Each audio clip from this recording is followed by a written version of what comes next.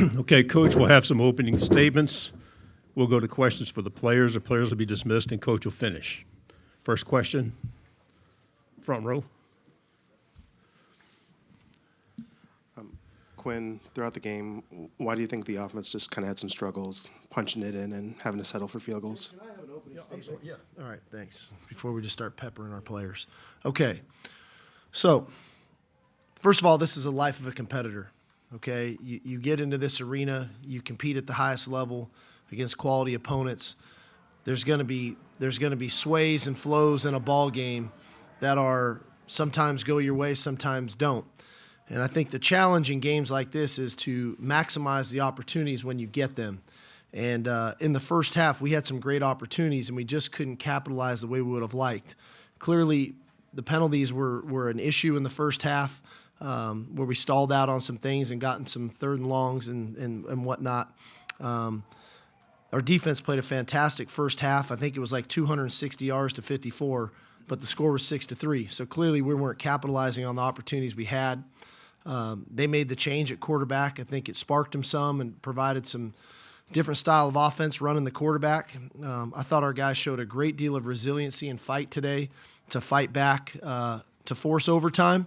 But at the end of the day, we weren't effective enough in the high red to put touchdowns on the board. And I think that in and of itself was probably a microcosm of the game because we had plenty of opportunities, but we didn't capitalize on it. The beauty of it for us is this one stings. It's hard, but we get a chance to regroup here in a couple weeks and get into the college football playoff and go compete for a national championship. And I think we're plenty good enough to go win that, but we're going to need to get healthy so that we can put our best foot forward to make that happen.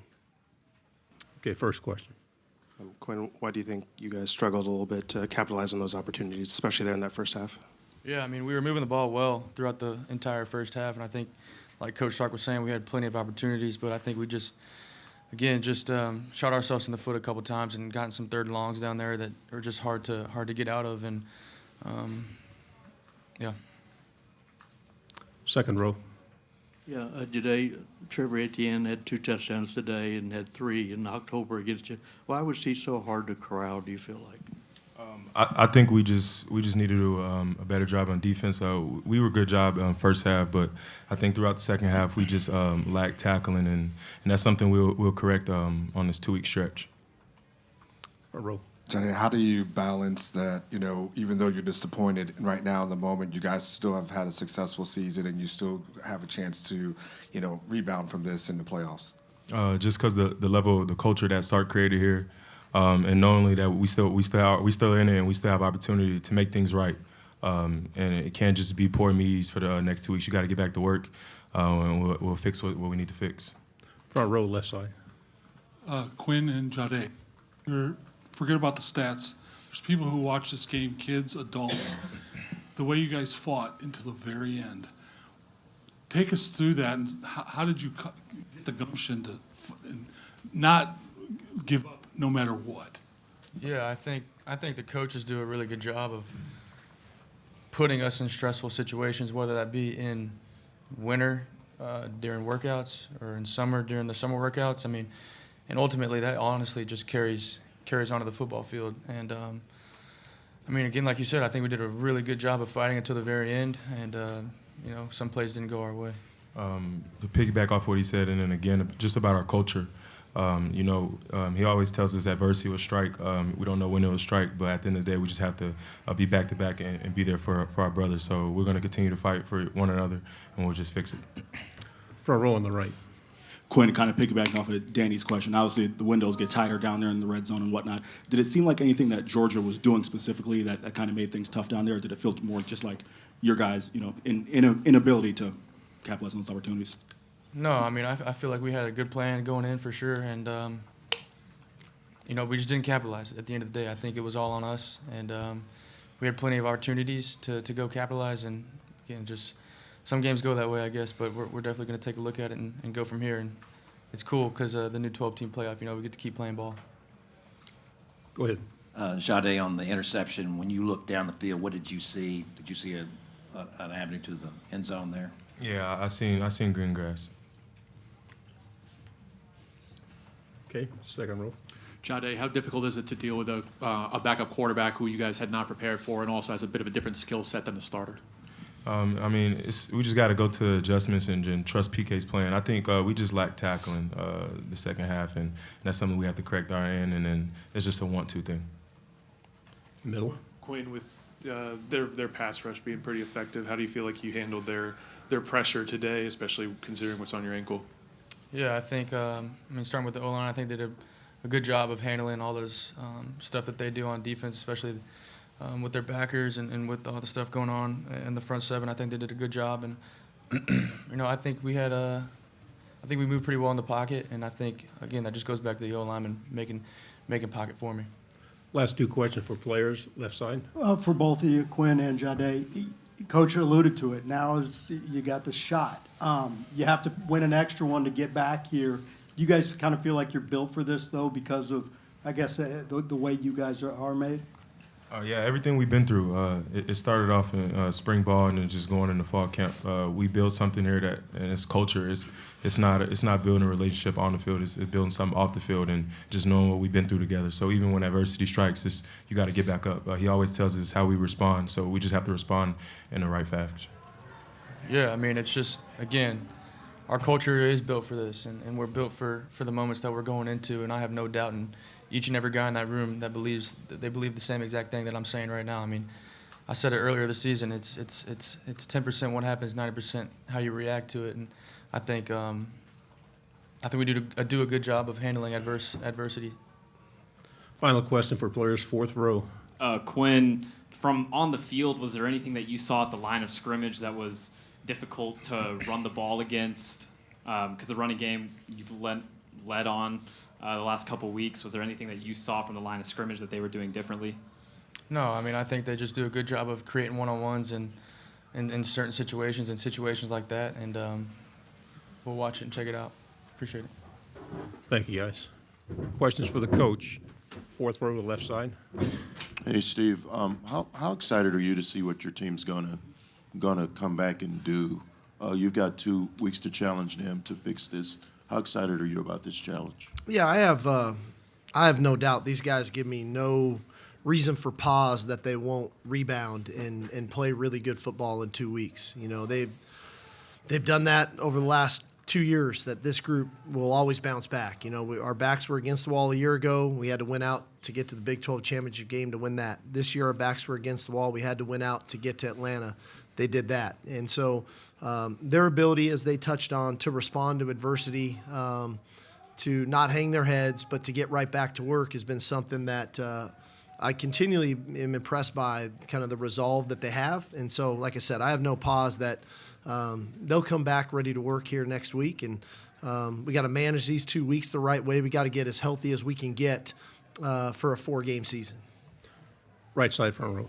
Steve, just kind of piggybacking off the question I asked Quinn, in the high red there, from a play caller's perspective, and I know obviously early you haven't seen any film, but did it seem from your perspective more like something that Georgia was doing or just inefficiency on your guys' part? Probably a combination. They're a good football team. They've got good schemes. They've got good players. There's a couple bang plays that, we weren't able to get. I think the negative plays kind of hurt us when we got there. I think a couple of the penalties when we got down there hurt us as well. And now you're playing behind the chains, which is never where you want to be in the red area. And anytime you're in third and long in the high red, those are difficult kind of circumstances to be in. And so, I really wish we could have executed a little better earlier in the game and stretched the lead when we had some better opportunities. Late in the game, at the end of the ball game, you're in some of those throw type situations. But it was kind of, the overtime was kind of a microcosm of the game.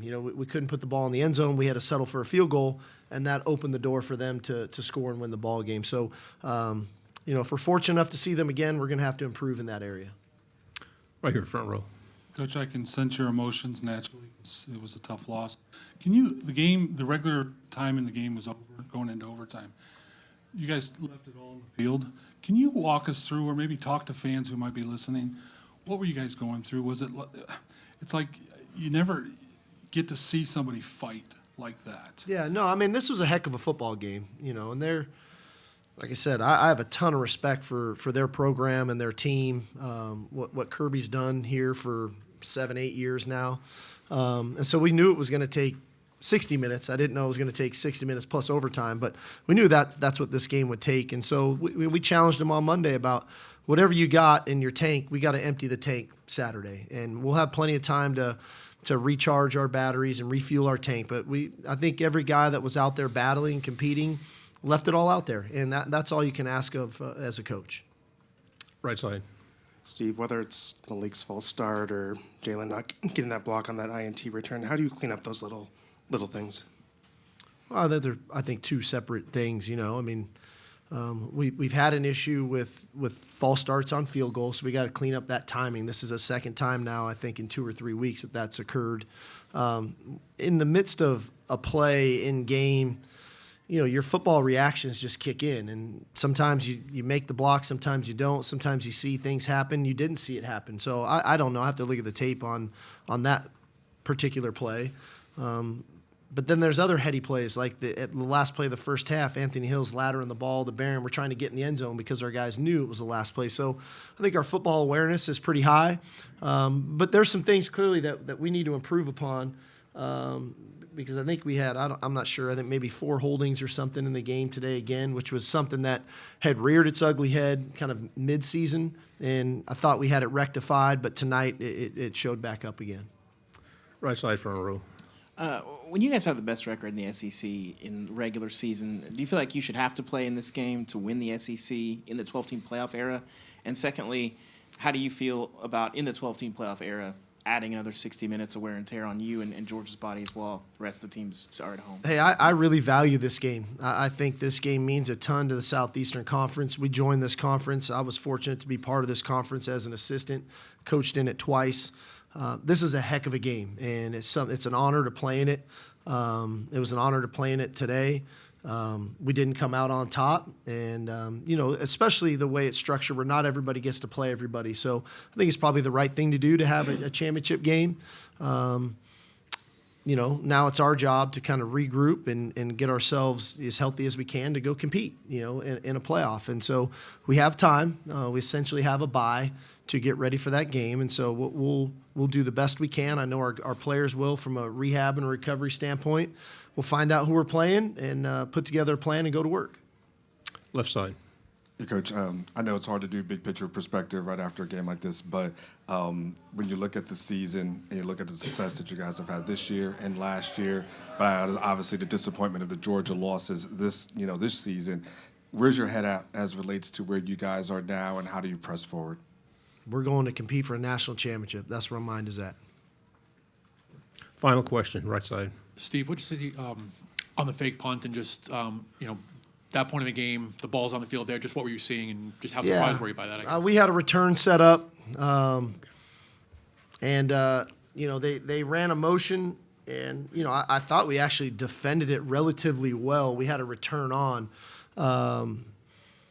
where we were doubling the gunner, and so we lost kind of some of our edge containment there because we were doubling the gunner. I thought Jade did a heck of a job of chasing the motion. The kid they flipped the ball to is a 10, 200-meter guy. I know him well. I recruited him out of high school. And so it turns into a foot race at that moment. And so it wasn't like we just got completely duped and had no clue. It was just by the time Jade could make that tackle, I think it was 4th and 5 or something. They might have gained 6 or 7 yards on the play. So it was a bang-bang play. Nice call by them. It was a good execution. Thank you very much, Coach. All right, y'all. Good Thank luck. you.